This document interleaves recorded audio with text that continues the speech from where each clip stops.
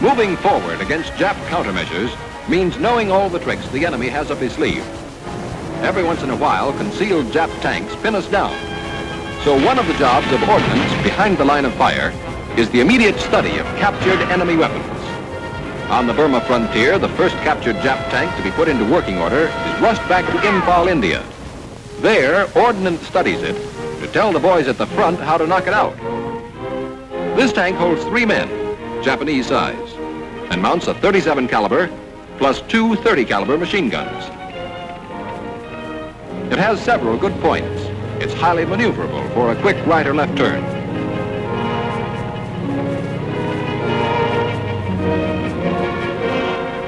And it can get along very well over ditches, trenches, and rough terrain. Notice how low the wheels go down in the ditch. If you don't want a crease in your helmet, dig your foxhole good and deep. But she's got weak points and can be made defenseless. It's vulnerable at all times. From a distance, it can be put out of commission with a rifle. Here's how. This is the rear idler and track. The wheel is held by only a single bracket. And a well-placed bullet can throw the track off the bogies by breaking this bracket, thus stopping the tank dead in its tracks. Make a note of these weak spots: the pistol ports and slits, the eyes of the tank when under fire. A splatter of machine gun fire can put out the eyes. Inside these ventilator hatches is the heart of the tank, the engine. Machine gun fire will knock it out. The ventilators are also vulnerable to close quarter attack with hand grenades and incendiaries. Under this hatch is the oiling system, fuel supply, and batteries. Extremely vulnerable at close quarters. This is the best spot to set the tank afire, an ideal target for a Molotov cocktail. The turret is hand-operated, but there's a gap between the turret and the hull, and if anything is wedged between the two parts, the turret is useless. A canteen, a rock, or your bayonet will do the trick. Ordnance tried this tank out to compare its speed with our own. The course was 4/10 of a mile. The American tank, the one furthest from the camera, quickly forges ahead and rapidly increases the lead.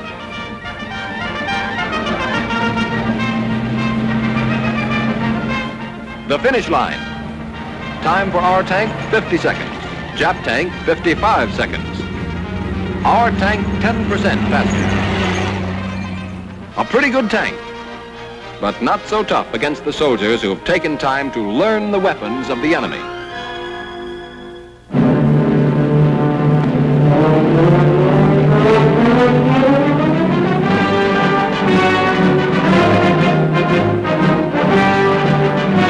The B-29, the baby that's just beginning to plaster Japan and promises to continue until Hirohito says, Uncle.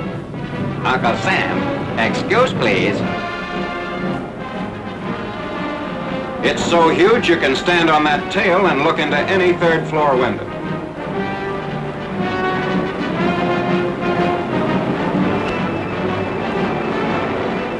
The brains and heart of the plane are in here, and that's secret. 16.5-foot Hamilton propellers, 4 of them, the biggest in the business, 4 2,200 horsepower motors. Listen to them sing. They're singing a swan song for the Nips, brother, the hottest tune on the hit parade.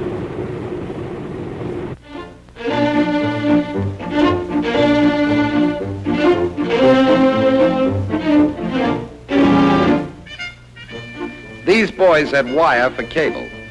What they needed was a cable binder, and the binder was what they were just fresh out of. It was sure one of those times when you can't go by the numbers. So they said to hell with the numbers and made one anyhow. Out of what? Tubing from a discarded RL-31 reel, the kind you pay out wire with. They bent the ring gear to engage the pinion gear, all of which drives the pipe, thus making the 2 reels rotate around the group of wires. How'd they get gears 1,000,000 miles from nowhere? They cut them to diameter with cold chisel and hacksaw and from the ends of beaten up reels. gear teeth? They cut those too, with file and saw. See this gadget? It's known as a payout reel. This first reel being put on is a DR8. It's filled with field wire W110B and is fitted on as snugly as possible. That's so when the DR8 turns, it'll make the ring gear turn, thus turning the pinion gear. This second DR8's just for counterbalance. It hasn't anything to do with lashing the field wires or laying the cable. When they'd got this far, all they had to do was bind the cable wires to the strands of field wire.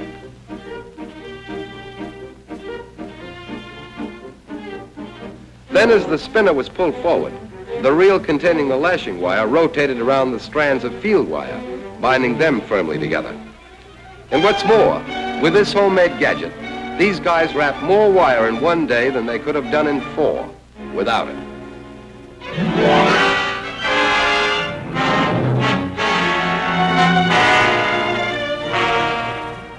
The murderous firepower of the bazooka is already a legend. But in Nettunia, Italy, thinking men increased firepower by using 4 bazookas mounted and tied to a German shell case. Then they rigged the complete affair to a machine gun mount set on a jeep.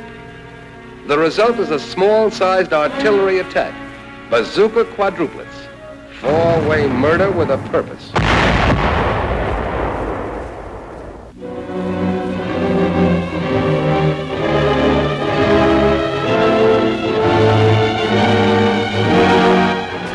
One of the most difficult problems for our advancing armies is that of enemy mines.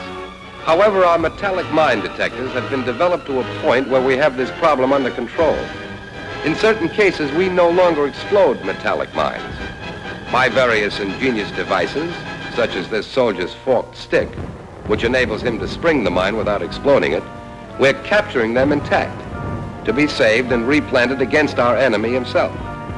But each time one side contrives something new or licks some problem posed by his opponent, the other side comes right back with another new gadget. The Nazis have answered our perfected technique of metallic mine detection with this simple little wooden box. Looks harmless enough, doesn't it? But it's just as deadly as the larger metal mine. A detonator is placed through a hole in the front and the firing pin set. The lid is then partially closed but prevented from closing entirely by a small twig placed under the edge. When this twig is disturbed, the lid falls, knocking out the pin. This is sure one little package that should be clearly marked, handled with care. What are you doing, the infantry? 1, 2, 3, 4, 1, 2, 3, 4, 5. They marched up the beaches of Guadalcanal and Bougainville, marched into North Africa. They marched right into Sicily. Hey, wait a minute, hold it. Why, you're giving out with the idea that all we do in the infantry is march. But somewhere between hip, choo, hip, ho, well, somewhere we've become more than marchers. We're modern-day specialists. Well, you certainly helped the Nazis hightail it out of Sicily and Rome, too. But it was our Air Force that climbed up a couple of miles of clouds and cut loose with the first load of arguments to convince them that fascism doesn't pay.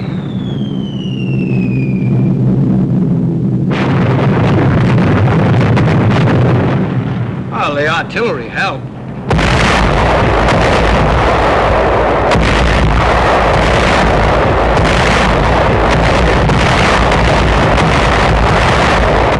Yes, and don't forget our armored troops. They rolled right into the thick of it and did some tall convincing of their own.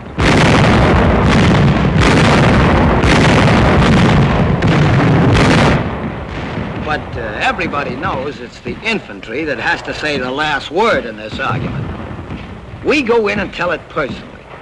There's nothing in front of us but the enemy. You might say, we're the men in no man's land. Good name for the infantry. The men in no man's land. It sure takes guts to walk in there shooting. But we don't just walk in and start shooting. Now, there's no man's land, San Pietro, Italy. The Nazis were there a long time ahead of us. Plenty long enough to dig in solid. The first move we make, they cut loose. We hug the ground and start talking. With BARs and machine guns.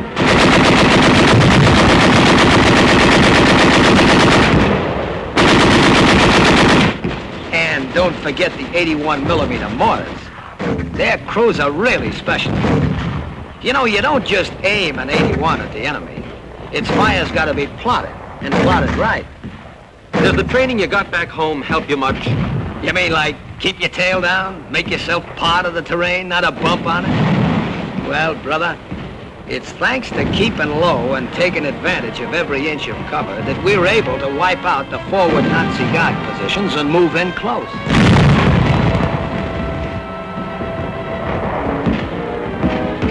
Attacking that town head-on must have meant a lot of casualties. That's why we didn't attack head-on. We went at them from the side. You mean you outflanked them? And what a flank. We had to climb straight up a mountain. And that's another place where training comes in handy. You know that when you're silhouetted against that skyline right on top of a mountain, you're a clay pigeon. You know that you gotta take advantage of the ground wherever you are. And if you get nicked, it doesn't make much difference whether it was a bullet or a rock splinter that kicked up like shrapnel. This is where you went on that patrol, isn't it? Yeah.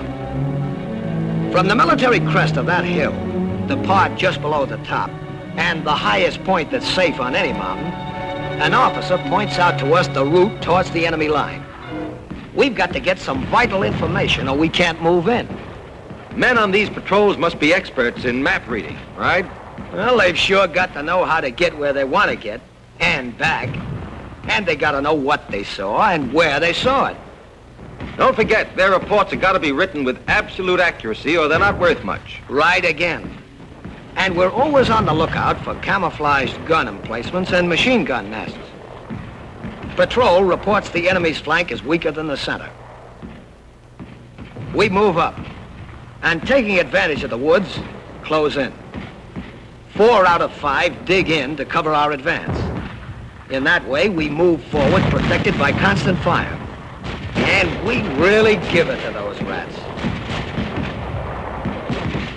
With rifles, BARs, and mortars.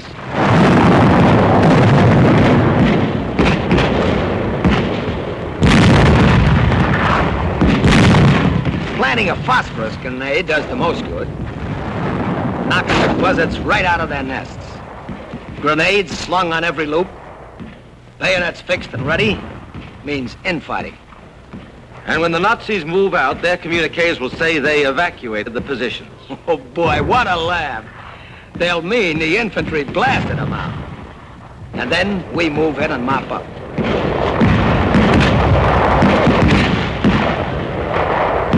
Now we capture a house and know how to use it. And we take particular care that muzzle blast don't give away the position. And if we get a gun stoppage, one thing we can't do is call on ordnance. When the belt feed lever goes bad, we call on ourselves. We've been trained to know every piece of equipment we handle.